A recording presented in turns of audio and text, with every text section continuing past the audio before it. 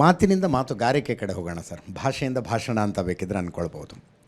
ನಾವೆಲ್ಲ ಹೈಸ್ಕೂಲು ಕಾಲೇಜಲ್ಲಿದ್ದಾಗ ಅತ್ಯುತ್ತಮ ಮಾತುಗಾರರ ಕ್ಯಾಸೆಟ್ಗಳು ಸಿಗೋದು. ಆ ಕ್ಯಾಸೆಟ್ಗಳನ್ನು ತಗೊಂಡು ಬಂದು ಹಾಕ್ಕೊಂಡು ಕೇಳ್ತಾ ಇದ್ವಿ ನಾವು. ಎಷ್ಟು ಚಂದ ಮಾತಾಡ್ತಾನೆ ಮಾರ ಈ ಮನುಷ್ಯ, ಇವನಂಗೆ ಮಾತಾಡಬೇಕು ಅಂತ. ಎಲ್ಲರೂ ಒಳ್ಳೆ ಭಾಷಣಕಾರರು ಬಂದಿದ್ದಾರೆ ಅಂದರೆ ಕ್ಲಾಸೆಲ್ಲ ಸ್ಕಿಪ್ ಮಾಡಿ ಬಂಕ್ ಮಾಡಿ ಆ ಭಾಷಣ ಕೇಳೋದಕ್ಕೆ ಹೋಗ್ತಾ ಇದ್ದವರು. ಇವತ್ತು ಕಾಲ ಹೆಂಗಾಗಿದೆ ಅಂದರೆ ನೀವು ಯಾರನ್ನು ಕೇಳಬೇಕಂದ್ರೂ ಮೊಬೈಲ್ನಲ್ಲಿ ಕೇಳಿಬಿಡ್ತೀರಿ. ನಾವು ಯಾರ್ಯಾರ ಭಾಷಣಗಳನ್ನು ಕೇಳಿದ್ವು ಅವರೆಲ್ಲರ ಪ್ರಭಾವ ನಮ್ಮ ಮಾತುಗಳ ಮೇಲಾಯಿತು. ಅವ್ರಂಗೆ ಮಾತಾಡೋಕ್ಕೆ ಟ್ರೈ ಮಾಡ್ತಿದ್ವಿ, ಅವ್ರಂಗೆ ಸ್ಟೇಜ್ ಮೇಲೆ ಹೋಗಿ ನಿಂತ್ಕೋಬೇಕು, ಅವರಷ್ಟು ಪಾಸ್ ಕೊಡಬೇಕು, ಅವ್ರು ಹೆಂಗೆ ಭಾಷಣ ಶುರು ಮಾಡ್ತಾರೆ ಹಂಗೆ ಶುರು ಮಾಡಬೇಕು.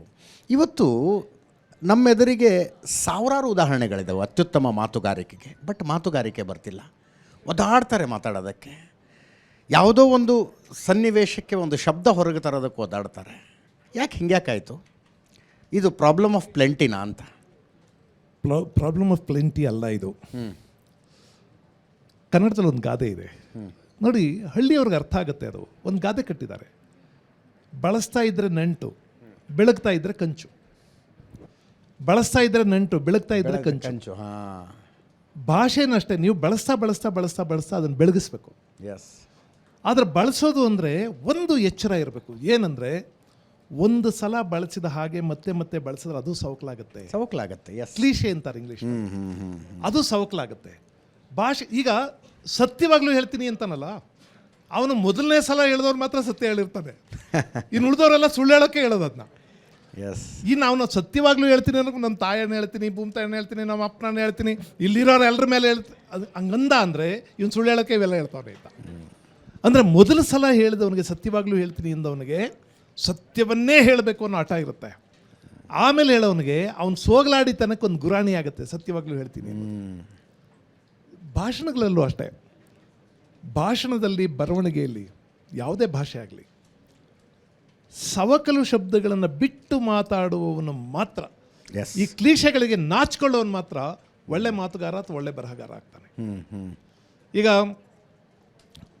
ನಾನೆಲ್ಲ ಓದ್ತಾ ಇದ್ದೆ, ಇಷ್ಟು ಹೇಳಿ ನನ್ನ ಮಾತನ್ನು ಮುಗಿಸ್ತೀನಿ ಅಂತಾನೆ ಅಲ್ವಾ? ಹೌದು. ಭಾಳ ಜನ ಹಂಗಂತಾರೆ, ಇಷ್ಟು ಹೇಳಿ ನನ್ನ ಮಾತನ್ನು ಇಲ್ಲಿಗೆ ಮುಗಿಸ್ತೀನಿ ಅಂತ.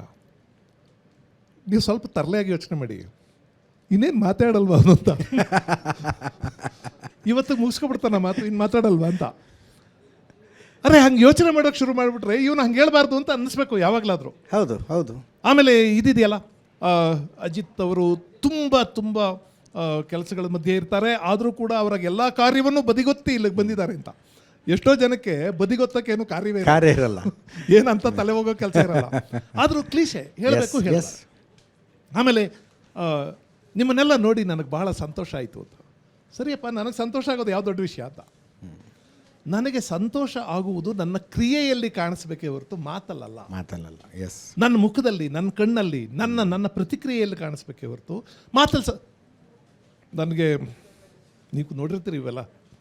ಇವತ್ತು ಭಾಳ ಸಂತೋಷ ಆಗಿದೆ, ಮುಖದಲ್ಲಿ 5-6 ಲೀಟ್ರ್ ಎಣ್ಣೆ ಕುಡ್ದಂಗೆ ಇರ್ತದೆ. ನನಗೆ ಭಾಳ ಸಂತೋಷ ಆಗಿದೆ.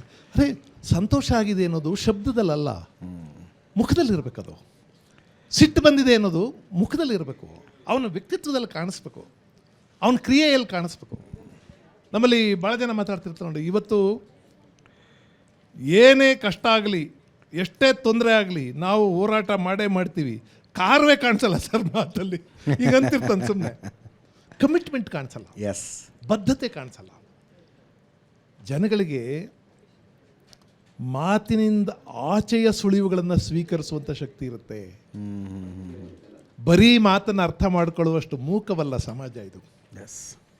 ಮಾತಿನಿಂದ ಆಚೆಗಿನ ಸಂಗತಿಗಳನ್ನು ಸ್ವೀಕರಿಸಿ.